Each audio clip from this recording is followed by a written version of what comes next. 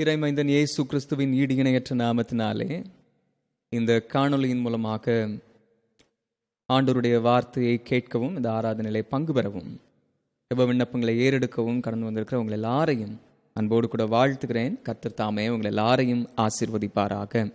இந்த வேளை நம்ம எல்லாருக்கும் ஆசீர்வாதத்தின் வேளையாக அமைந்திருப்பதாக. ஒரு விசை தலைகளை தாழ்த்தி ஆண்டவரை நோக்கி ஜெபம் செய்வோம். எங்கள் வாழ்வின் வழியாய் விளங்குகிற எங்கள் அன்பின் கிறிஸ்துவே, உம்முடைய அன்பிற்காக இரக்கங்களுக்காக உமக்கு ஸ்தோத்திரம் செலுத்துகிறோம், நன்றி படைக்கிறோம். எங்களை ஆற்றி தேற்றி பலப்படுத்தி வழி நடத்துகிற உம்முடைய கிருபையின் நல் ஈவுகளுக்காக உமக்கு ஸ்தோத்திரம் சொல்லுகிறோம். நீர் மாற்றியுறும் இவ்வேளைக்காக நன்றி படைக்கிறோம். இவ்வேளையிலே நீர் மகிமைப்படும். உடைய வார்த்தைகளின் மூலமாக எங்களோடு கூட இடைப்படும்.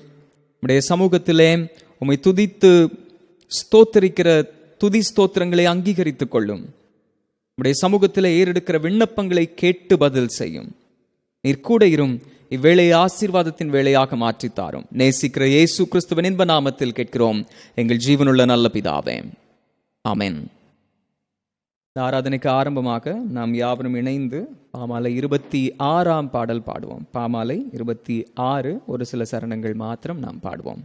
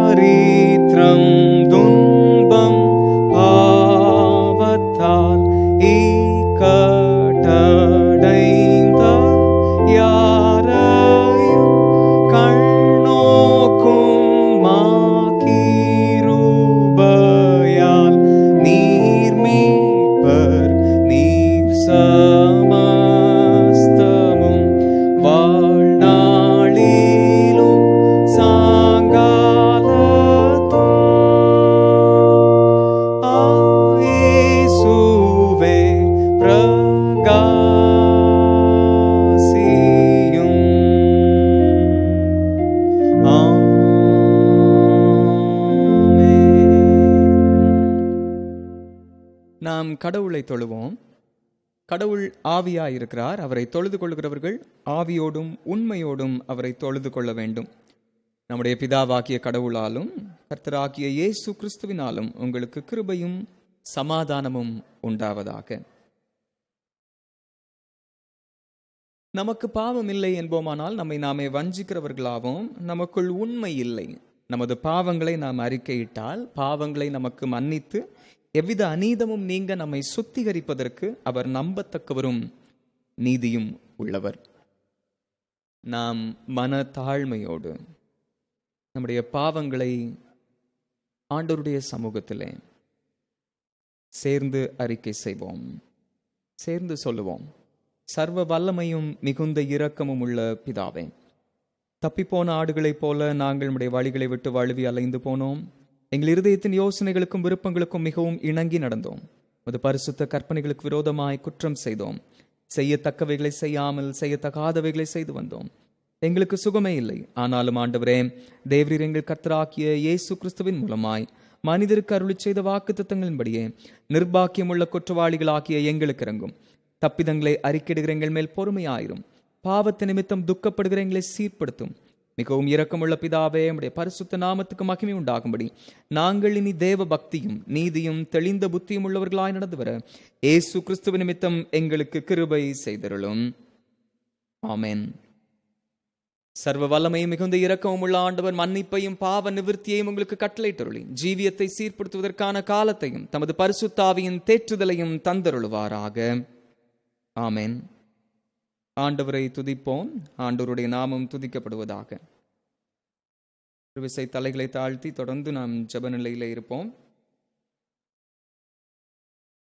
எங்கள் பெற்றோராம் கடவுளே, நீர் உம்மை எங்களுக்கு வழியாகவும் வாய்மையாகவும் வாழ்வாகவும் விளங்குகிறவராக உமது திருக்குமாரன் இயேசு கிறிஸ்துவின் வழியாய் உம்மை வெளிப்படுத்தியதற்காக உமக்கு நன்றி படைக்கிறோம்.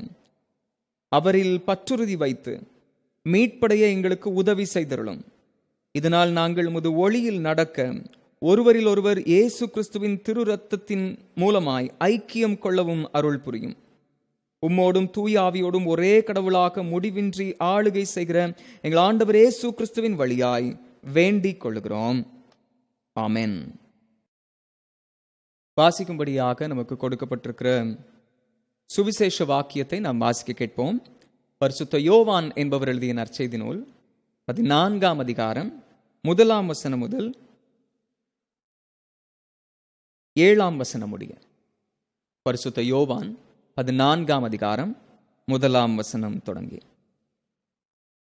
உங்கள் இருதயம் கலங்காதிருப்பதாக தேவனிடத்தில் விசுவாசமாயிருங்கள், என்னிடத்திலும் விசுவாசமாயிருங்கள். என் பிதாவின் வீட்டில் அநேக வாசஸ்தலங்கள் உண்டு.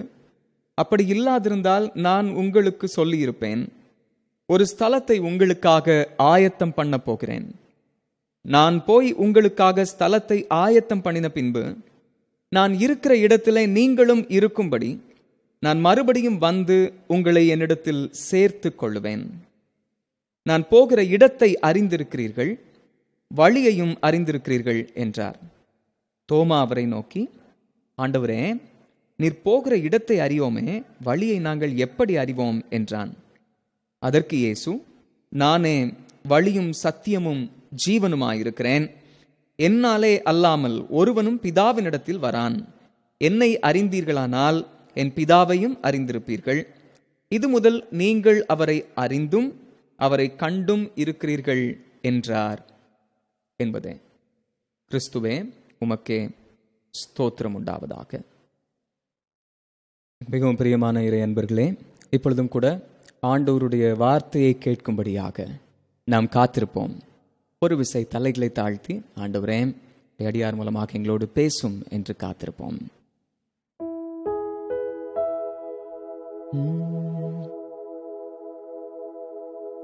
தளர்ந்திடும் போது தாங்கிடும் தூயவர், தூய பாதை காட்டுவார்.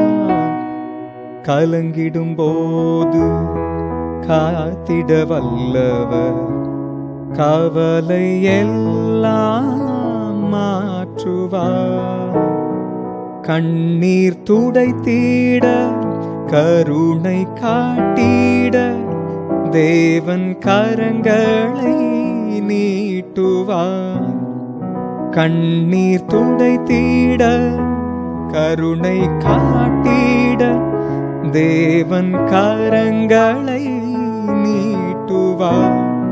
அந்த பாவம் யாவும் பறந்தோட என்றும் வாழ்வில் நன்மைகள் கூட நல்ல பாதை சொன்னவர் இயேசு, இன்று அவர் பாதம் பணிந்திடுவோம். நெஞ்சே நீ கலங்குவதேனோ, நெஞ்சே நீ தவிப்பது ஏனோ? ஒரு கணம் கூட உன் சுமை தாங்க கருணையின் தேவன் தயங்குவதில்லை. ஒரு கணம் கூட உன் சுமை தாங்க கருணையின் தேவன் தயங்குவதில்லை. நெஞ்சே நீ கலங்குவதேனோ? நெஞ்சே நீ தவிப்பது ஏனோ?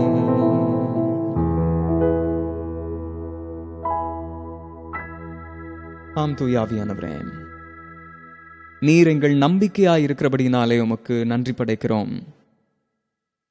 இப்பொழுதும் கூட உம்முடைய வார்த்தைகளை தியானிக்க காத்திருக்கிறோம். எங்களிலே உம்முடைய அன்பின் நம்பிக்கையையும் உறுதியையும் ஆண்டவரே நீர் நிலை பெறச் செய்யும். தூய ஆவியானவர் எங்கள் குற்றங்கள் குறைவுகளை மன்னித்து உம்முடைய வார்த்தைகளை கேட்கத்தக்கதாக, அந்த வார்த்தைகளை எங்களை பலப்படுத்த, எங்கள் இருதயங்கள் பக்குவப்படுத்தக்கதாக செயலாற்றுவீராக. அடிமையை வேளையிலே மறைத்து கொள்ளும். நீர் மாத்திரம் வெளிப்படும். உடைய வார்த்தைகளின் சத்தம் தொனிக்கட்டும். நீர் பேசும், நாங்கள் கேட்கிறோம். தூய ஆவியானவர் இவ்வேளையை ஆளுகை செய்யும். இயேசுவின் இன்ப நாமத்தில் கேட்கிறோம் எங்கள் ஜீவனுள்ள நல்ல பிதாவே, ஆமென்.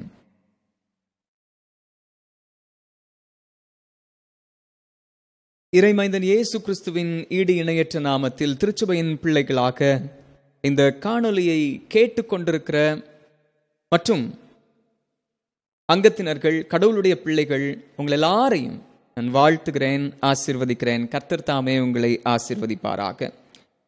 இந்த நாளிலே நாம் தியானிக்கும்படியாக தென்னிந்திய திருச்சபை நமக்கு கொடுத்திருக்கிற பொருளை ஆலோசனைக்கென்று வைக்க விரும்புகிறேன். பிலீவிங் இன் கிரைஸ்ட் த வே. கிறிஸ்துவே வழி என விசுவாசித்தல், அல்லது வழியாம் கிறிஸ்துவில் பற்றுறுதி, இல்லையானால் விசுவாசம் கொள்ளுதல் என்னும் பொருளிலே ஆராய அழைக்கப்படுகிறோம். எனக்கு அருமையானவர்களே, விசுவாசம் என்று சொன்னால் என்ன? எபிரேயருக்கு எழுதின நிருபம் 11ஆம் அதிகாரத்திலே 1ஆம் வசனத்தை எடுத்து வாசித்து பார்ப்பீர்களானால் அழகாக ஒரு வார்த்தையை சொல்லுகிறார். விசுவாசமானது நம்பப்படுகிறவைகளின் உறுதியும் காணப்படாதவைகளின் நிச்சயமுமாயிருக்கிறது என்று சொல்லுகிறார். அது என்ன நம்பப்படுகிறவைகளின் உறுதி? எனக்கு அருமையானவர்களே, ஒருவேளை நான் காண்கிறேன் ஏதோ ஒன்றை, அது நம்புவது நம்பிக்கை, வெறுமையான நம்பிக்கை.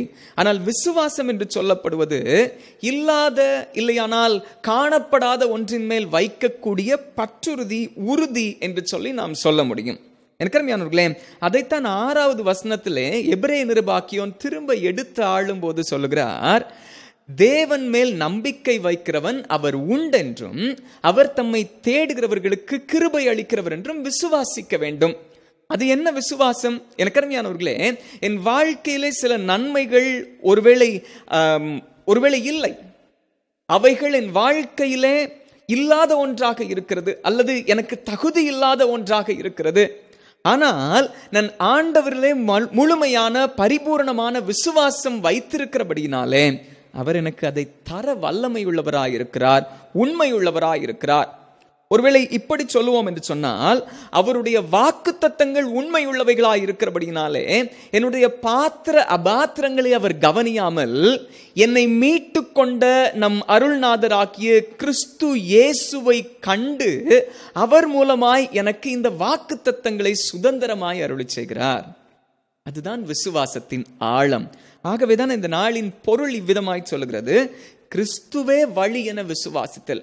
என் வாழ்க்கையிலே எனக்கு வேண்டிய ஆசீர்வாதங்களானாலும் சரி, வாழ்க்கையின் நன்மைகளானாலும் சரி, எனக்கு தகுதி உண்டோ தகுதி இல்லையோ, என்னுடைய பாத்திர அபாத்திர நிலைமைகளை காணாமல் கர்த்தர் எனக்கு ஆசீர்வாதங்களை தருகிறார். எனக்கு அருமையானவர்களே, இதை இன்னும் அழகா சொல்லுவோமா இருந்தா, வழியாம், இல்லையானால் கிறிஸ்துவே வழி என்பதில் விசுவாசம் கொள்ளுகிறவர்கள் என்ன அங்கே நடைபெறும்? அவர்களுடைய விசுவாசம் எப்படி அவர்களை வழி நடத்துகிறது? பயங்கள் சூழ்ந்த, நம்பிக்கைகள் குலைந்த இவ்வுலகிலே மரணத்தை வென்று உயிர்த்தெழுந்த நம்முடைய நாதராகிய இயேசு கிறிஸ்து நமக்கு உண்டு என்பதில் நம்பிக்கையும் அமைதியும் கொண்டிருத்தல். எனக்கு அருமையானவர்களே, உங்களுடைய என்னுடைய வாழ்க்கையிலே இந்த நம்பிக்கையிலே நாம் உறுதி கொண்டிருக்கிறோமா? நம்ம பார்த்துட்டே இருக்கிறோம், கொரோனா வியாதியின் மூலமாக அநேகர் பாதிப்பிற்குள்ளாகி கொண்டிருக்கிறார்கள். இந்த நாட்களிலே மரணங்கள் அதிகரித்து கொண்டே இருக்கிறது.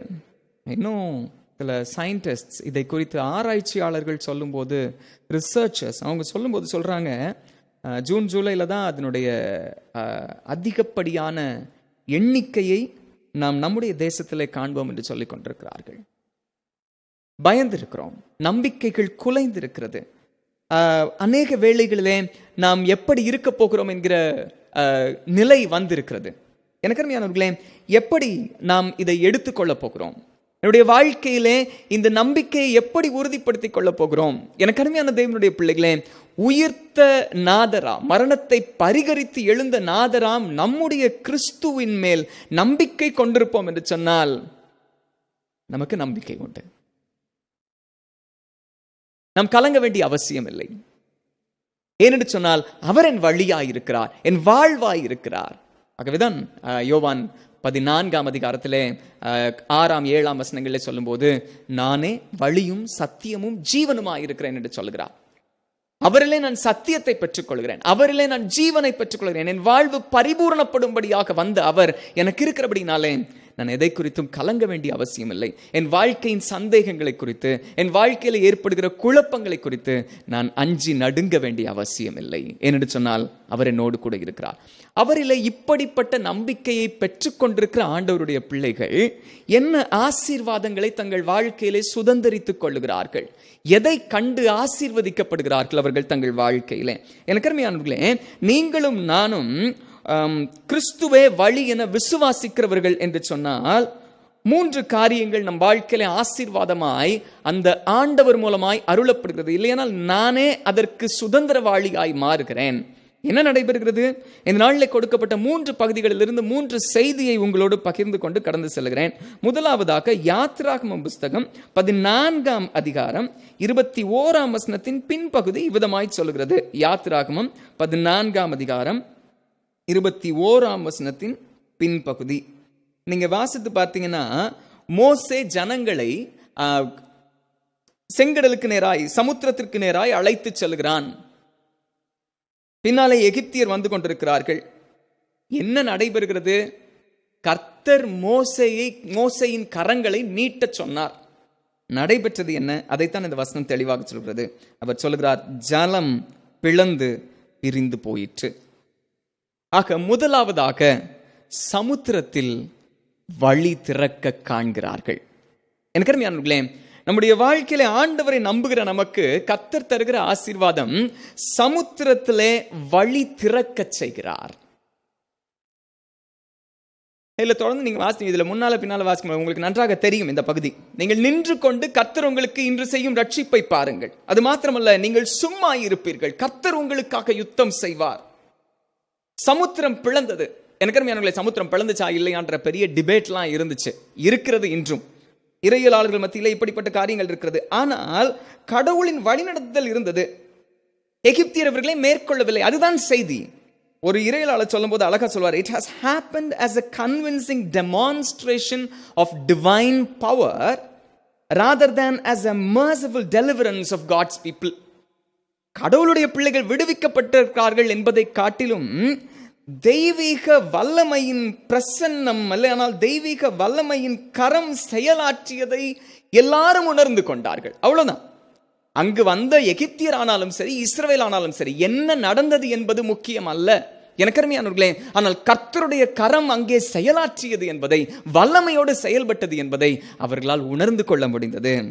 எனக்கு அருமையானவர்களே, அற்புதம், இயற்கையின் நிகழ்வு இது என்று சொல்லிக் கொண்டவர்கள் என்ன தெரிந்து கொள்ள வேண்டும் என்று சொன்னால், இயற்கையின் சாதகமாக அந்த சூழ்நிலை இருந்திருந்தாலும் கூட, இஸ்ரவேலரின் உதவிக்கு அது உதவி இருப்பினும் கூட, இஸ்ரவேலர் சரியாக தேவையில் இருந்தபோது ஆண்டவர் அந்த இயற்கையை சாதகமான சூழ்நிலையாக மாற்றி கொடுத்தார். அதுதான் அற்புதம். ஜலம் பிரிஞ்சுச்சா, நின்னுச்சா, அதெல்லாம் அவசியம் இல்லை நமக்கு. கர்த்தர் உதவி செய்தாரா? ஆம், அவர்கள் உதவியை பெற்றுக்கொண்டார்கள். தெய்வீக பிரசன்னம் அவர்கள் வழிநடத்த உதவியது அவர்களுக்கு. சமுத்திரத்திலே, தண்ணீர்கள் நிறைந்த சமுத்திரத்திலே, கரை புரண்டு ஓடிய சமுத்திரத்திலே கர்த்தர் வழியை உண்டாக்கினார். அவர்கள் நடந்து சென்றார்கள். பின்னாலே வந்த எகிப்தியரால் வீழ்த்தப்படாதவாறு கர்த்தர் நடத்தி சென்றார். எனக்கு அருமையானவர்களே, அப்படி அற்புதங்களை செய்யும் ஆண்டவர் நம்மோடு இருக்கிறபடினாலே அவருக்கு நாம் கலங்க வேண்டிய அவசியம் இல்லை. அதைத்தான் இந்த பகுதி நமக்கு தெளிவாக விளக்கி சொல்லுகிறது. உங்களுடைய பாதைகள் சமுத்திரம் போல இருந்து கொண்டிருக்கிறதா? அந்த பாதைகளிலே கர்த்தருடைய வல்லமையுள்ள கரம் உங்களை வழி நடத்தும். ஒருவேளை இந்த இடத்துல எப்படியா வழி உண்டாக்கும், இந்த இடத்துல எப்படியா ஆசீர்வாதம் உண்டாக்கும், இத்தனை வியாதிகளும் பலவீனங்களும் இருக்கும்போது நாங்கள் எப்படி காக்கப்படுவோம்? எனக்கு அருமையானவர்களே, கர்த்தரை விசுவாசத்தோடு நம்பி பற்றி கொண்டு தெய்வ பயத்தோடு அவரை பற்றி கொண்டிருப்போம் என்று சொன்னால், அப்படிப்பட்ட ஆண்டவருடைய பிள்ளைகளுக்கு, ஆண்டவர்களே தங்கள் வாழ்க்கையை வாழுகிறவர்களுக்கு நம்பிக்கை உண்டு. சமுத்திரத்திலும் வழி பிறக்கும். ரோமர்கள் எழுதின நிருபம் 4:17 நீங்க வீட்டில் போய் வாசித்து பாருங்க. ஆபிரகாம் ஆண்டவரை விசுவாசித்ததை குறித்து பவுல் அப்போஸ்தலன் எடுத்து ஆளுகிறார். அதிலே ஆண்டவருக்கு ஆபிரகாம் எப்படி ஆண்டவரை நம்பினான் என்பதை குறித்து ஒரு வார்த்தையை சொல்லுகிறார். ஆண்டவரை, தேவனை இல்லையானால் கடவுளை ஆபிரகாம் இவ்விதமாய் விசுவாசித்தான் என்று ஒரு வார்த்தை சொல்றார். என்ன சொல்றாரு? மரித்தோரை உயிர்ப்பித்து இல்லாதவைகளை இருக்கிறவைகளை போல அழைக்கிற தேவனிடத்தில் அவன் நம்பிக்கை வைத்தான் என்று சொல்லுகிறார். எனக்கு அருமையானவர்களே, நம்முடைய வாழ்க்கையிலும் அதை நாம் விசுவாசிக்க வேண்டும்.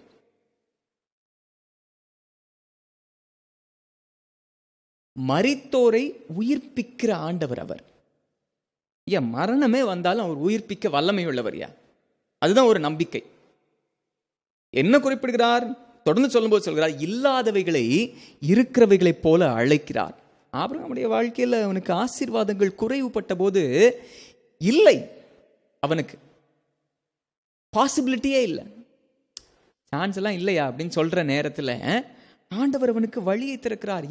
இல்லை, ஆனால் இருக்கிறவைகளை போல அழைத்து அவனுக்காய் ஆசீர்வாதங்களை கொண்டு வந்து தந்தார். எனக்கு அருமையானவர்களே, அதுதான் மாபெரும் ஆசீர்வாதம், அதுதான் மாபெரும் கிருபை. சங்கீதங்களின் புஸ்தகத்தில் சங்கீதக்காரன் ஆகவேதான் அழகாக சொல்லுவான். 77ஆம் சங்கீதம் 20ஆம் வசனத்திலே சொல்லும்போது, இந்த ஆண்டவர் இந்த இஸ்ரவேல் ஜனங்களை வழிநடத்திய நினைவுகளை அவர் நினைவுபடுத்திவிட்டு அழகா ஒரு வார்த்தை சொல்கிறார். இந்த செய்தியை குறித்த ஒரு வார்த்தையை அருமையாக சொல்கிறார். என்ன சொல்றாரு? உமது வழி கடலிலும் உமது பாதைகள் திரண்ட தண்ணீர்களிலும் இருந்தது, உமது காலடிகள் தெரியப்படாமற் போயிற்று என்று சொல்கிறார். ஐயா, அவங்க சமுத்திரத்தில் வழி நடந்தாங்க, அவங்களுக்கு சரியா காலை வச்சு நடக்கிறோமா தெரியாது அவங்களுக்கு. அவருடைய வழிகள் சமுத்திரத்தில் இருந்தது, அவருடைய காலடி தடங்கள் தெரியப்படாமற் போயிட்டு. ஆண்டவர் எப்படி வழி நடத்தி கொண்டிருக்கார் தெரியாது. ஆண்டவர் நடத்தினார், ஆண்டவர் முன்னாலே போக சொன்னார், இவர்கள் நடந்து சென்றார்கள், அவ்வளவுதான். கர்த்தருடைய கரத்தை நம்பி பற்றி கொண்டு அவர்கள் முன்னேறி சென்றார்கள். நாங்கள் எங்கள் வீட்டில் என்னுடைய சகோதரியோடு நான் பேசி கொண்டிருக்கும் போது ஒரு நாளில் நாங்கள் இவ்விதமாய் ஒரு காரியத்தை குறித்து நாங்கள் பகிர்ந்து கொண்டோம். அப்போ இப்படி ஒரு ஸ்டேட்மெண்ட், இப்படி ஒரு செய்தி ஒன்று வந்துச்சு. Are we ready to walk with God in perfect uncertainty அப்படின்னு ஒரு கேள்வியை நாங்கள் எழுப்பி கொண்டோம். அதாவது, கடவுளோடு வழி நடக்கையிலே என்னுடைய வாழ்க்கையின் அடுத்த நிகழ்வு, அடுத்த படி என்னன்னு தெரியாம, அந்த தெரியாமையோடு கூட, அந்த மர்மத்தோடு இல்லையானால் அந்த மாயையோடு இணைந்து நான் நடக்க ஆயத்தமாயிருக்கிறேனா? உங்களை பார்த்தும் நான் அதே கேள்வியை கேட்கிறேன். எனக்கு அருமையான தேவனுடைய பிள்ளைகளே, நீங்கள் நடக்க ஆயத்தமாயிருக்கிறீர்களா? அவர் வழிநடத்த ஆயத்தமாயிருக்கிறார். ஆண்டவராகிய இயேசுவானவர் அதைத்தான் சொல்லுகிறார்.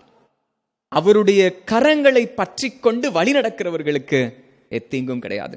யோவான் 15ஆம் அதிகாரத்தில் ஆகவே தான் சொல்லுகிறார், நான் உங்களை தெரிந்து கொண்டேன், நீங்க என்னை தெரிந்து கொள்ளல. ஆண்டவரை பற்றி கொள்ளுதல் என்பது, நம்பிக்கை கொள்ளுதல் என்பது நான் அவரை தெரிந்து கொண்டதால் அல்ல, அவர் என்னை தெரிந்து கொண்டிருக்கிறார். அது எப்படியா அப்படின்னு கேட்கலாம் நீங்க. ஆனால் அது ஆச்சரியமானது. உலக தோற்றத்திற்கு முன்னே என்னை தெரிந்து கொண்டிருக்கிறபடியினாலே, அவர் என்னை முன் குறித்திருக்கிறபடியினாலே, அவர் கரம் பற்றி கொண்டிருக்கிறார். எனக்கு அருமையானவர்களே, அவரை நம்பி பற்றி கொண்டு அவருடைய கரத்தை மாத்திரம் பிடித்து கொண்டு நடக்க இவ்வுலகில் எனக்கு நம்பிக்கை வேண்டும். அவ்வளவுதான். நான் நடக்க ஆயத்தமாயிருக்கிறேனா? அமெரிக்க ஐக்கிய தேசத்தில் ஒரு பெரிய டாக்டர் ஒருத்தர் இருந்தார். அவர் ஒரு நாள் கேன்சர் ஸ்பெஷலிஸ்ட். அவர் ஒரு நாள் ஒரு அருகில் உள்ள ஒரு இடத்திற்கு ஃப்ளைட்டில் போனவர். இன்னைக்கு பயங்கர மழை, ஃப்ளைட்டெல்லாம் கேன்சல் பண்ணிட்டாங்க.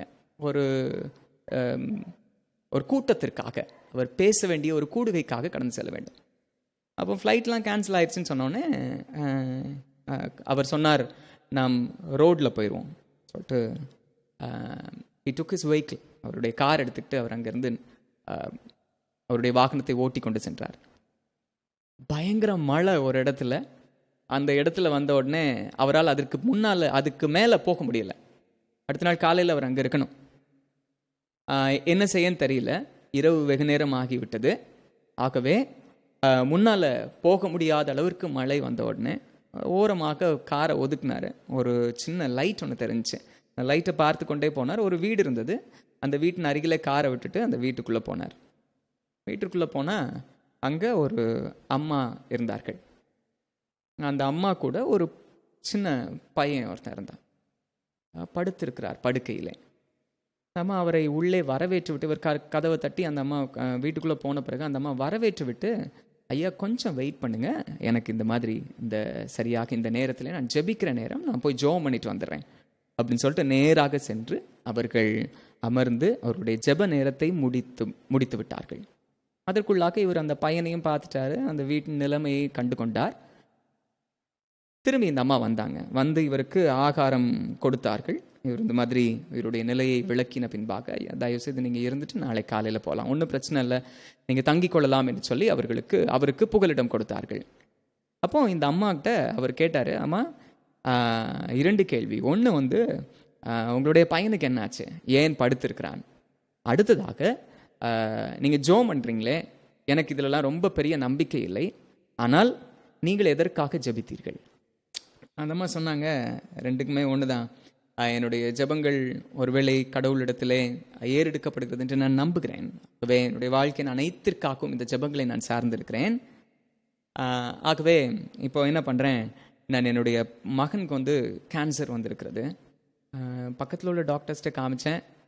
அப்போ ஒரு டாக்டர், அவருடைய பெயரை சொல்லி, ஒரு பெரிய டாக்டர், கேன்சர் ஸ்பெஷலிஸ்ட் ஒருத்தர் இருக்கிறாரு, அவர் நினைத்தால் இந்த வியாதியை குணப்படுத்த முடியும் என்று கேள்விப்பட்டேன். எனக்கு அந்த அளவுக்கு அவங்கள போய் பார்க்குறதுக்கோ அவரிடம் அப்பாயின்மெண்ட் பெற்று அவரிடத்துல போய் அந்த வியாதி குணமாக்குறதற்கோ எனக்கு வாய்ப்புகள் இல்லை. ஆகவே நான் ஜெபித்து கொண்டிருக்கிறேன் என்று சொன்னாங்க. எனக்கு அருமையானவர்களே, அவருக்கு நம்பவே முடியவில்லை. தன்னை தொட்டு பார்த்து கொண்டார். அடுத்த நாள் காலையிலே அவர் கண் விழித்த பின்பாக இந்த அம்மாவையும் பையனையும் தன்னுடைய காரில் கூட்டிக்கிட்டு நேராக தன்னுடைய ஹாஸ்பிட்டலுக்கு திரும்பி போனார். அந்த பையனுக்கு வேர்ல்டு கிளாஸ் ட்ரீட்மெண்ட் அவருக்கு கொடுக்கப்பட்டது. அவருடைய வியாதியை அவருடைய செலவிலேயே அவர் சுகமாகும் வரைக்கும் அவர் பார்த்து கொண்டார். உண்மையாய் நடந்த சம்பவத்தை சொல்லிக் கொண்டிருக்கிறேன். எனக்கு அருமையான தேவனுடைய பிள்ளைகளே, என்ன செய்தி இதிலிருந்து நாம் பெற்றுக்கொள்கிறோம்? எனக்கு அருமையானவர்களே, ஐதர் நீங்கள் நம்புகிற கடவுள் உங்களுடைய ஜெபங்களுக்கு பதிலளிக்கிறவராயிருக்கிறார், இல்லையானால் இன்னொருவருடைய ஜெபத்திற்கு நீங்கள் பதிலாய் மாற கிருபை அருளுகிறார். எனக்கு அருமையான தேவனுடைய பிள்ளைகளே, நம்முடைய வாழ்க்கையிலே, நம்முடைய வாழ்க்கையின் ஒவ்வொரு சூழ்நிலைகளிலும் அவரை நம்பி இருக்கும் போது நம்முடைய ஜெபங்களும் நம்முடைய வாழ்வின் தேவைகளுக்கும் அவர் எனக்கு போதுமானவராயிருக்கிறார் என்பதை நீங்களும் நானும் அடையாளம் கண்டு கொள்ள முடியும். எனக்கு அருமையானவர்களே, ஆக சமுத்திரத்திலே வழி திறக்கிற ஆண்டவர் உடன் இருக்கிறார் என்பதை நாம் அடையாளம் காண முடியும். இரண்டாவதாக, அப்போஸ்தலர் நடபடிகளின் புஸ்தகம் 16ஆம் அதிகாரம் 25ஆம் வசனத்தில் விதமாய் வாசிக்கிறோம். அப்போஸ்தலர் 16ஆம் அதிகாரம் 25ஆம் வசனம் நீங்க பாத்தீங்கன்னா அதிலே இவ்விதமாய் வாசிக்கிறோம். 25ஆம் வசனத்தில், நடு ராத்திரியிலே பவுலும் சீலாவும் ஜெபம் பண்ணி தேவனை துதித்து பாடினார்கள். காவலில் வைக்கப்பட்டவர்கள் அதை கேட்டு கொண்டிருந்தார்கள். தொடர்ந்து உள்ள வசனம் இப்படி சொல்கிறது, சடுதியிலே சிறைச்சாலையின் அஸ்திபாரங்கள் அசையும்படியாக பூமி மிகவும் அதிர்ந்தது, உடனே கதவுகள் எல்லாம் திறவுண்டது, எல்லாருடைய கட்டுகளும் கலந்து போயிற்று. இரண்டாவதாக, பாடுகளில் பாட அருளப்படுகிறார்கள். இரண்டாவதாக, பாடுகளில் பாட அருளப்படுகிறோம். எனக்கு அருமையானவர்களே, அப்படின்னா என்னது பாடுறது அப்படின்னு சொன்னா, அவர்கள் தேவனை துதித்து பாடினார்கள் என்று இருக்கிறது. எப்படி புரிந்து கொள்ளலாம்? பாட்டு பாடணும்னு சொல்லலை, ஆனால் எனக்கு அருமையானவர்களே, நாம் நம்முடைய பாடுகளின் வேளையிலே, பயங்கரமான துன்பங்களின் வேளையிலே கடவுளுக்கு நன்றி செலுத்தும்படியாக நம்முடைய உள்ளம் தூண்டப்படுகிறது. எப்பொழுது கடவுள் மேல் நம்பிக்கை வைக்கும் போது, நான் ஆண்டவர் மேல் முழுமையான நம்பிக்கை கொண்டிருப்பேன் என்று சொன்னால், என்னுடைய பாடுகளின் மத்தியில் என்னால் பாட முடியும். எனக்கு இப்படிப்பட்ட சூழ்நிலையும், எப்படிப்பட்ட சூழ்நிலை ஆனாலும் சரி, அந்த பாடுகளின் சூழ்நிலையிலே நான் பாட தேவன் அருள் செய்கிறார்.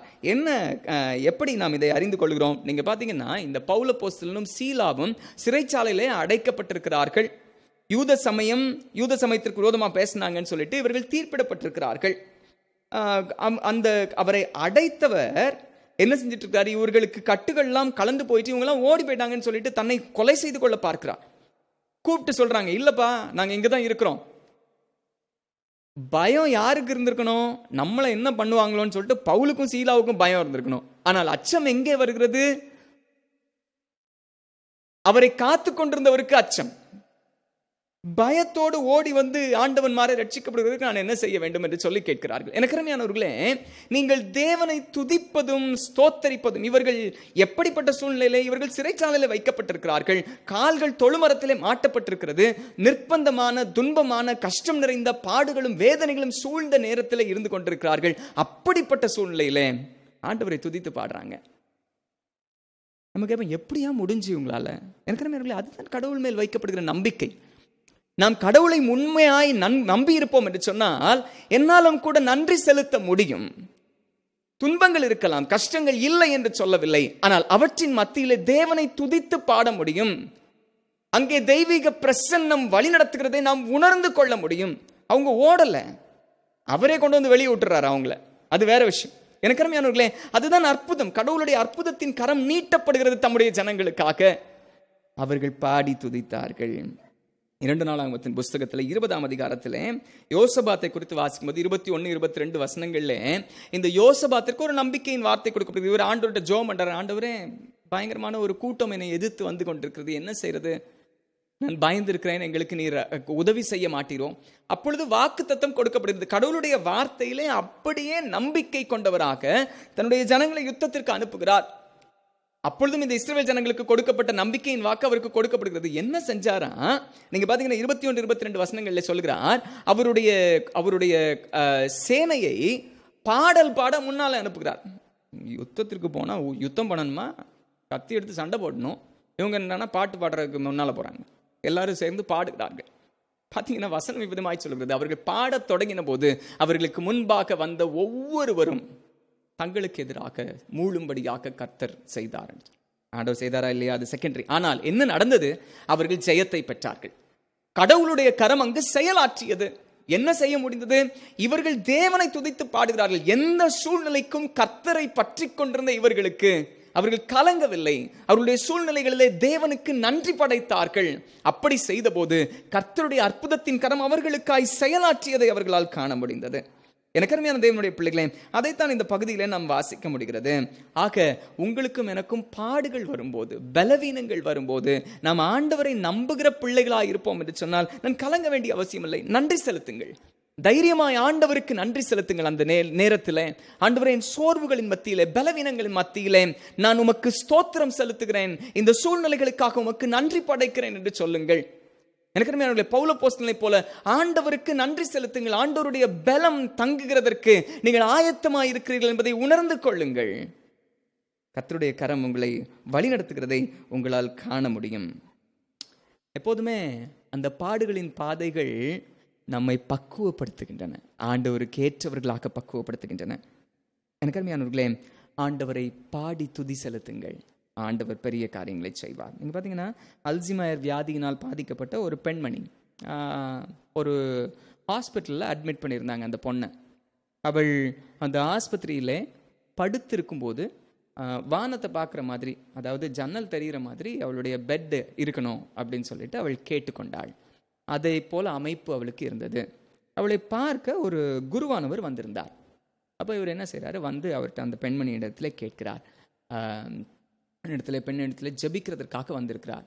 அவளுடைய மரண படுக்கையில் இருக்கிற அவளுக்கு என்ன நம்பிக்கையின் வார்த்தையை நாம் கொடுக்க முடியும்? ஐயருக்கு தெரியல, என்ன சொல்றதுன்னு தெரியாம உட்கார்ந்துருக்கிறார். என்னம்மா எப்படி இருக்கிற, நல்லா இருக்கியா, என்ன செய்வ நீ எப்போதுமே அப்படின்னு கேட்டுட்டு இருக்கிறார். பொண்ணு சொல்றாரு, நான் எப்போதும் பாஸ்டர், நான் எப்போதும் படுத்து கொண்டிருக்கிறபடினாலே சில நேரத்தில் பகலில் தூங்கிடுவேன், நைட்டு சில நேரத்தில் தூக்கம் வராது. அப்போ I use to count the stars, வானத்தின் நட்சத்திரங்களை நான் எண்ணிக்கொண்டிருப்பேன். நட்சத்திரங்களை எண்ணுவியா, என்ன செய்வேன்? நான் இந்த நட்சத்திரங்களை இப்படி எண்ணுவேன்.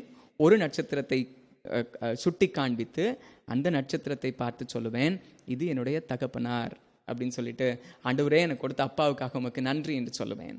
அதுக்கு பின்பாக நான் இன்னொரு நட்சத்திரத்தை எடுத்து அது என்னுடைய அம்மான்னு சொல்லுவேன்.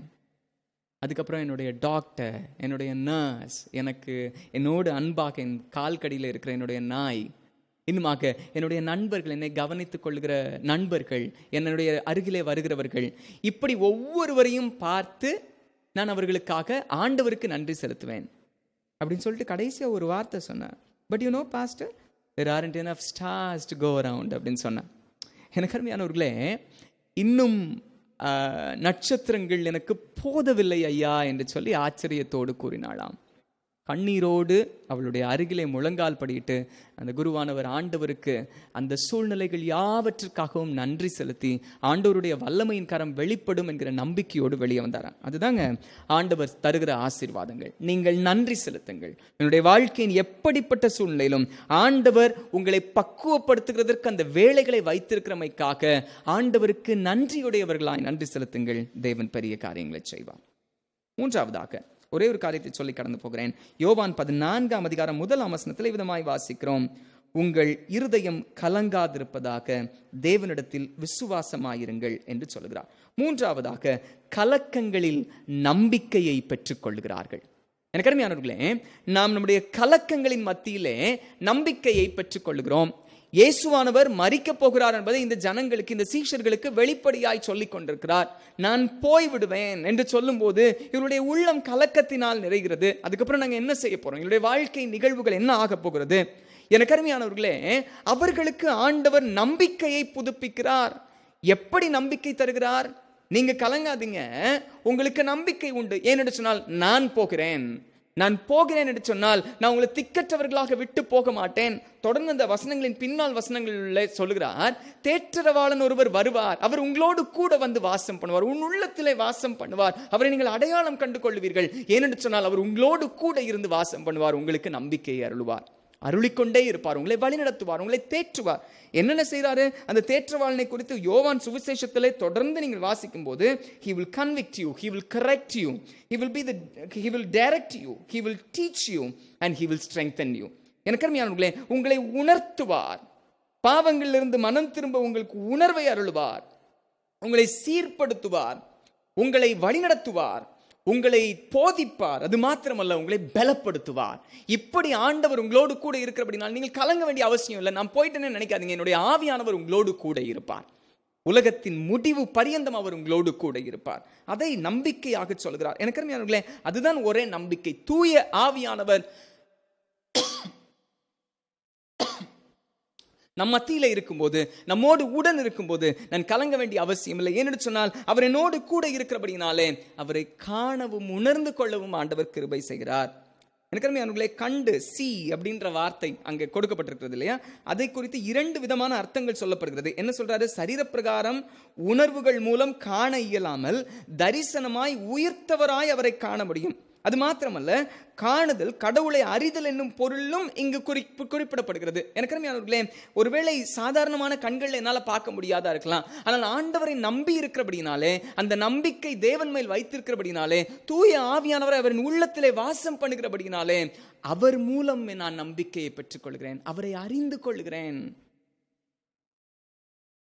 உலகத்துக்கு தெரியாது கடவுள் கூட இருக்கிறாரா இல்லையா, எனக்கு நம்பிக்கை உண்டா, என் வாழ்க்கை குறித்த நம்பிக்கை உண்டா, தெரியாது. ஆனால் உங்களுக்கும் எனக்கும் இந்த நம்பிக்கை உண்டு. சில நேரத்தில் கேள்விகள் வந்து விடுகிறது. நிறைய நேரத்தில் இந்த தூய ஆவியானவர் எங்கள் கூட இருப்பாராயா? அது பெந்தைகோஸ்தே சபையாருக்கு மட்டும்தானே? இல்லை. எனக்கு அருமையானவர்களே, கர்த்தரை ஏற்றுக்கொண்ட ஒவ்வொரு பிள்ளைகளுக்கும் அருளப்படுகிற கிருபையின் ஈவு பரிசுத்த ஆவியானவர்.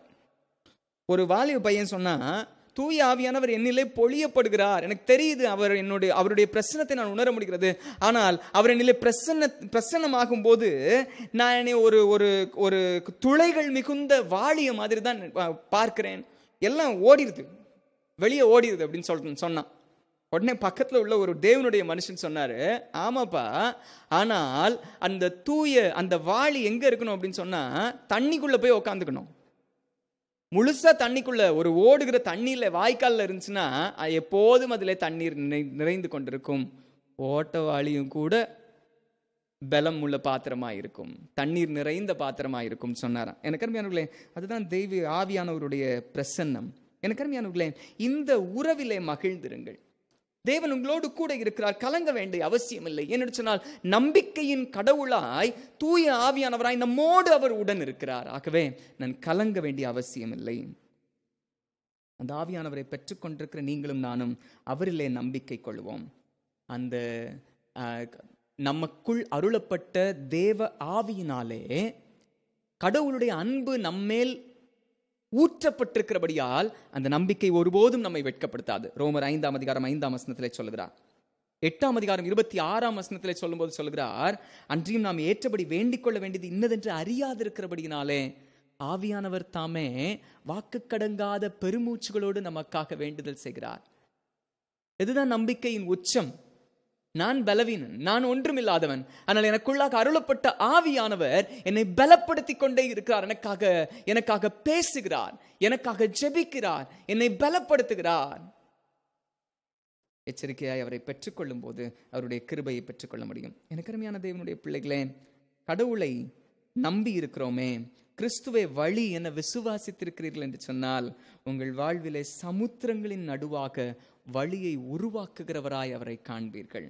மாத்திரமல்ல, நீங்கள் பாடுகளில் பாடுவீர்கள், நன்றி செலுத்துவீர்கள். எல்லா சூழ்நிலைகளுக்காகவும் இந்த வைரஸ் தொற்று இருக்கிறது, இப்படிப்பட்ட வியாதிகள் இருக்கிறது, உலகம் எங்கும் இப்படி இருக்கிறது, ஆனால் இவைகளின் மத்தியிலும் ஆண்டவரை நன்றியோடு துதிப்போம். இந்த சூழ்நிலைகள் மூலமாக கடவுள் இன்னும் அதிகமாய் தம்முடைய பிள்ளைகளை தம்மோடு நெருக்கி சேர்த்து கொள்கிறபடினாலே அவரை நன்றியோடு ஸ்தோத்தரிக்க முடியும்.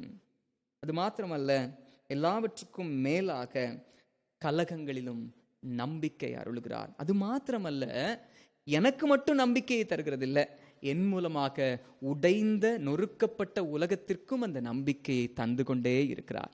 என்னுள் வாழுகிற தூய ஆவியானவர் வைராக்கிய வாஞ்சையாயிருக்கிறார் என்று நீங்கள் அறியாதிருக்கிறீர்களா என்று பேதுரு அப்போஸ்தலன் சொல்லுவார். எனக்கு அருமையானவர்களே, அவர் வைராக்கியம் கொண்டிருக்கிறார். என் மூலம் என்னை மாத்திரமல்ல, இவ்வுலகிலும் ஆசீர்வாதங்களை கொடுக்க, இவ்வுலகையும் பலப்படுத்த தேவன் உண்மையுள்ளவராயிருக்கிறார். தேவன் தாமே அப்படிப்பட்ட கிருபைகளை நம் ஒவ்வொருவருக்கும் அருளி செய்வாராக. ஆக சமுத்திரங்களிலே வழி திறக்கும், பாடுகளிலே பாடுவோம், கலக்கங்களின் மத்தியிலே நம்பிக்கையை பெறுவோம், நம்பிக்கையை கொடுப்போம். எனக்கு அருமையானவர்களே, உடைக்கப்பட்ட உலகிற்கு, வேதனையோடு புலம்பிக் கொண்டிருக்கிற உலகிற்கு, கலக்கங்களோடு நம்பிக்கையின்மைகளோடு இருக்கிற உலகிற்கு நம்பிக்கையை அருளுகிறவர்களாக நீங்களும் நானும் வாழுவோம். அப்படிப்பட்ட கிருபைகளை தேவன் தாமே நம் ஒவ்வொருவருக்கும் தருவாராக, நம்மை ஆசீர்வதித்து நடத்துவாராக. இந்த வாரமும் நமக்கு ஆசீர்வாதத்தின் வாரமாயிருக்க தேவன் அருள் செய்வாராக. ஆமென். தலைவனுக்கு ஜெபம் செய்வோம். எங்களை நேசிக்கிற அன்பின் ஆண்டவரே, நீர் எங்கள் நம்பிக்கையாயிருக்கிறபடியினாலே உமக்கு நன்றி படைக்கிறோம். மரித்து உயிர்த்தெழுந்த எங்கள் நாதர் இயேசு கிறிஸ்துவிலே எங்களுடைய நம்பிக்கையை நாங்கள் வைத்திருக்கிறோம். அவரே எங்கள் வழி, வாழ்வு, ஜீவனாக சத்தியமாக இருக்கிறபடினாலே உமக்கு நன்றி படைக்கிறோம். அந்த நம்பிக்கையை பெற்றுக்கொண்ட நாங்கள் உடைந்த இவ்வுலகிற்கும் அந்த நம்பிக்கையை கொடுக்க எங்களுக்கு பலன் தாரும். நீருடனும் நீர் ஆசீர்வதியும், பெரிய காரியங்களை செய்யும். இயேசு கிறிஸ்துவின் இன்ப நாமத்தில் கேட்கிறோம் எங்கள் ஜீவனுள்ள நல்ல பிதாவே, ஆமென். மறுபடியும் நாம் யாவரும் இணைந்து கீர்த்தனைகளிலே 201ஆம் பாடல் பாடுவோம். கீர்த்தனை 201, ஒரு சில சரணங்கள் மாத்திரம் பாடுவோம்.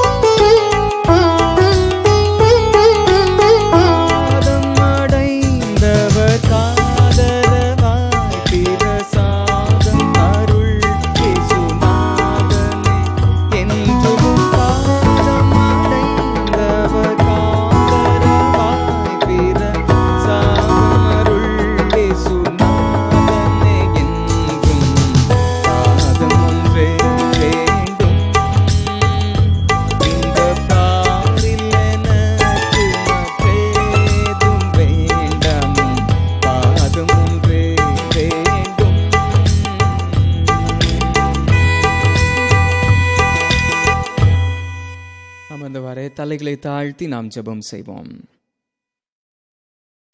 எங்களை அதிகமாய் அளவு கடந்து நேசித்து வழி நடத்துகிற எங்கள் அன்பின் ஆண்டவரே, இந்த நல்ல நாளுக்காக உமக்கு நன்றி படைக்கிறோம்.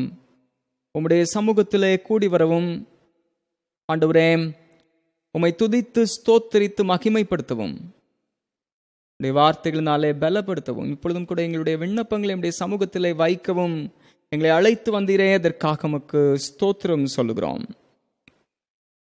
ஆண்டவரே, கலக்கங்களும் ஆண்டவரே பல்வேறு விதமான வாழ்க்கையின் போராட்டங்களும் சூழ்ந்துள்ள கடினமான உலகின் சூழலிலே நாங்கள் வந்து நின்று உம்முடைய சமூகத்திலே பணிகிறோம். இந்த நாட்களிலே நீர் எங்கள் வழியாய் வாழ்வாய் ஆண்டவரே, எங்களை வழி நடத்துகிறவராய் எங்கள் நம்பிக்கையாய் இருக்கிறபடினாலே உமக்கு நன்றி படைக்கிறோம். கேட்ட சத்தியங்களின்படியாக எங்கள் வாழ்விலே ஒரு வழியை காண்பித்துள்ள வேண்டும் என்று சொல்லி மன்றாடுகிறோம்.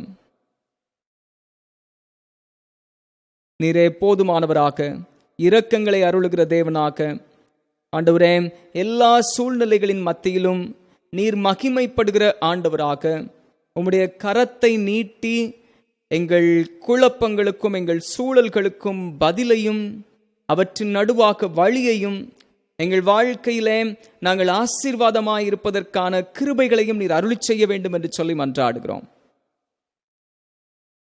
ஆண்டவரே, எங்கள் நம்பிக்கையாய் மாத்திரமல்ல, எங்கள் பாதுகாவலராய் எங்களோடு உடனிருந்து பாதுகாத்தருள வேண்டும் என்று சொல்லியும் மன்றாடுகிறோம். உம்முடைய கிருபையின் கரங்களிலே எங்களை அர்ப்பணிக்கிறோம். நீர் அப்படியே இம்மட்டும் செயலாற்றி வருகிற கிருபைகளுக்காக உமக்கு ஸ்தோத்திரம். ஆண்டவரே, நீர் தொடர்ந்து வழிநடத்தும் பலப்படுத்தும் எங்கள் திருச்சபையின் பிள்ளைகள், இந்த காணொலியை கேட்டுக்கொண்டிருக்கிற மக்கள் ஒவ்வொருவரையும் உடைய கரங்களிலே கொடுக்கிறோம். கர்த்தர் தாமே எங்கள் பிள்ளைகள் ஒவ்வொருவரோடும் கூட இருந்து ஆசீர்வாதங்களையும் நன்மைகளையும் நீர் அருளி செய்து வழிநடத்தியருள வேண்டும் என்று சொல்லி மன்றாடுகிறோம். உடைய கிருபையின் கரங்களிலே அர்ப்பணிக்கிறோம்.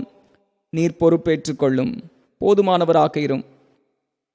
ஆண்டவரே, உலகெங்கிலும் பெருகிக் கொண்டிருக்கிற இந்த கொரோனா வைரஸ் தொற்று நிமித்தமாக உடைய சமூகத்தில் வருகிறோம். அதனாலே பாதிக்கப்பட்டவர்கள், மரித்தவர்கள், தங்களுக்கு அருமையானவர்களை இழக்க கொடுத்து ஆறுதலற்றிருக்கிற பிள்ளைகள் எல்லாருக்கும் உடைய ஆறுதலையும் சகாயத்தையும் அருளி செய்வீராக. மாத்திரமல்ல, எங்களுடைய தேசத்திலும் பெருகி கொண்டிருக்கிற இந்த தொற்று நிமித்தமாக உடைய சமூகத்திலே பாரத்தோடு வேண்டிக் கொள்கிறோம். எங்கள் தேசத்திற்கு நீர் விடுதலையை கூறுவீராக. ஆண்டவரே, இந்த தொற்றுக்கள் அகன்று போகத்தக்கதாக நீர் கிருபை செய்வீராக. இந்த வியாதிகளுக்கு சுகத்தையும் பலத்தையும் கர்த்தர் கட்டளையிடுவீராக. பரத்தின் நன்மைகளை அருளி செய்து ஆண்டவரே எங்களுக்கு சுகம் பலன் ஜீவனையும் ஆரோக்கியத்தையும் அருளி செய்வீராக. ஆண்டவரே, இந்த வியாதி பரவாதபடிக்கு உம்முடைய கரம் நீட்டப்படுவதாக. கர்த்தருடைய கிருபையின் பிரசன்னம் எங்களோடும் ஆண்டவரே உம்மை பற்றி கொண்டிருக்கிற உம்முடைய பிள்ளைகளாக இந்த தேசத்தில் உள்ள ஒவ்வொருவருக்கும் உம்முடைய பாதுகாவலும் கிருபைகளும் உண்டாவதாக. நிறைவுடனரும் ஆசீர்வதியும் எல்லா நன்மைகளையும் கிருபைகளையும் அருளி செய்யும். ஆண்டவரே, பாதிக்கப்பட்டிருக்கிற மக்களும் சீக்கிரமாய் சுகம் பெற்றுக்கொள்ள நீர் கிருபை செய்வீராக. ஆண்டவரே, பரவல்கள் ஆண்டவரே நின்று போகத்தக்கதாக நீர் கிருபை செய்வீராக. அதற்கான மருந்துகள் சீக்கிரமாய் கிடைக்கத்தக்கதாக நீர் கிருபை செய்வீராக. ஆண்டவரே, அதற்காக முயன்று கொண்டிருக்கிற ஒவ்வொருவருக்கும் உடைய கிருபைகளை அருளி செய்வீராக. நிறைவுடனரும் ஆசீர்வதியும் எல்லா தேசங்களுக்கும் சுகத்தையும் ஆரோக்கியத்தையும் கிருபைகளையும் நீர் கட்டளையிடுவீராக. இந்த நாட்களிலும் ஆண்டவரே, இப்படி உம்மை தொழுது கொள்ள எங்களுக்கு தந்திருக்கிற கிருபைக்காக நன்றி படைக்கிறோம். நாட்களில் இன்னும் அதிகமாய் எங்களை உம்முடைய சமூகத்திலே ஆராய்ந்து பார்க்க, எங்கள் உறவுகளை சீர்தூக்கி பார்க்க எங்களுக்கு தருகிற நல் வாய்ப்புகளுக்காக உமக்கு நன்றி படைக்கிறோம். நீர் தொடர்ந்து ஆசீர்வதியும் எங்கள் மக்களுக்கு உம்முடைய கிருபைகளையும் இரக்கங்களையும் கட்டளையிடும். ஆண்டவரே, உலகம் எங்கும் உள்ள ஒவ்வொரு மக்களையும் ஒவ்வொரு குடும்பங்களையும் விசேஷமாக எங்களுடைய திருச்சபையின் பிள்ளைகளையும் எங்களுடைய ஆண்டவரே சேகரத்தின் பிள்ளைகள் ஒவ்வொருவரையும் இன்னுமாக எங்களுடைய திருமண்டலத்தின் பிள்ளைகள் ஒவ்வொருவரையும் ஆண்டவரே இதில் பணி செய்கிறவர்களையும் உடைய கரங்களிலே கொடுக்கிறோம். கர்த்தர் தாமே உடைய கிருபைகளையும் இரக்கங்களையும் கட்டளையிடுவீராக. எங்கள் பிள்ளைகளுக்கு உடைய பாதுகாவலை ஆங்காங்கே அருளி செய்வீராக. ஆண்டவரே, ஏழை எளிய மக்களாக எங்களுடைய சேகரத்தில் இருக்கிற ஒவ்வொரு பிள்ளைகளுக்கும் உம்முடைய பாதுகாவலை கட்டளையிடும். அவர்கள் ஒவ்வொருவரையும் உடைய செட்டையின் மறைவுக்குள்ளாக வைத்து காத்துக்கொள்ளும். அவர்களுடைய குடும்பங்களை காத்துக்கொள்வீராக. வெளியிடத்திலும் தூர தேசங்களிலும் இருக்கிற அவர்களுடைய பிள்ளைகளின் பிள்ளைகளையும் கர்த்தர் உம்முடைய செட்டையின் மறைவிலை வைத்து பாதுகாப்பீராக. அவர்களிடத்திலிருந்து எப்போதும் நல்ல செய்திகளை அவர்கள் பகிர்ந்து கொள்ள கிருபை அருளுவீராக. ஆண்டவரே, இன்னுமாக பல்வேறு விதமான வாழ்க்கையின் தேவைகளுக்காக நம்முடைய சமூகத்தில் நின்று கொண்டிருக்கிற எங்களுடைய ஆண்டவரே பிள்ளைகள் ஒவ்வொருவரையும் நம்முடைய கரங்களிலே வைக்கிறோம். திருமணத்திற்காய், வேலைக்காய், குழந்தை செல்வங்களுக்காய், சுகப்பிரசவங்களுக்காய், பணி உயர்வுகளுக்காக, ஆண்டவரே ஆசீர்வாதங்களுக்காக, ஆண்டவரே இன்னுமாக வாழ்க்கையின் பல்வேறு விதமான தேவைகளுக்காக, அடிப்படை தேவைகளுக்காக, வாழ்க்கையின் சூழல்களுக்காக, ஆண்டவரே நன்மையான காலங்களுக்காக காத்து கொண்டிருக்கிற எல்லாருக்கும் உடைய கிருபைகளை அருள்வீராக. இந்த நாட்களிலே உடைய கிருபையும் இரக்கமும் எங்கள் பிள்ளைகளை தாங்குவதாக. இன்னுமாக இந்த கொரோனா தொற்று நிமித்தமாக அநேகருக்கு உதவி செய்து கொண்டிருக்கிற எங்களுடைய திருச்சபையினர் ஒவ்வொருவருக்காக உடைய சமூகத்தில் வருகிறோம். இன்னும் அதிகமான உதவிகள் கிடைக்கத்தக்கதாக, செய்யப்படத்தக்கதாக, ஏழை எளிய மக்கள் சந்திக்கப்படத்தக்கதாக கர்த்தர் கிருபை செய்வீராக. விசேஷமாக எங்களுடைய பேராயர் ஐயா அவர்களுக்காக, அவர்களுடைய பணிகளுக்காக நாங்கள் ஜெபிக்கிறோம். அவர்கள் உதவி செய்கிற ஒவ்வொரு மக்களுக்காக உடைய சமூகத்தில் வேண்டிக் கொள்கிறோம்.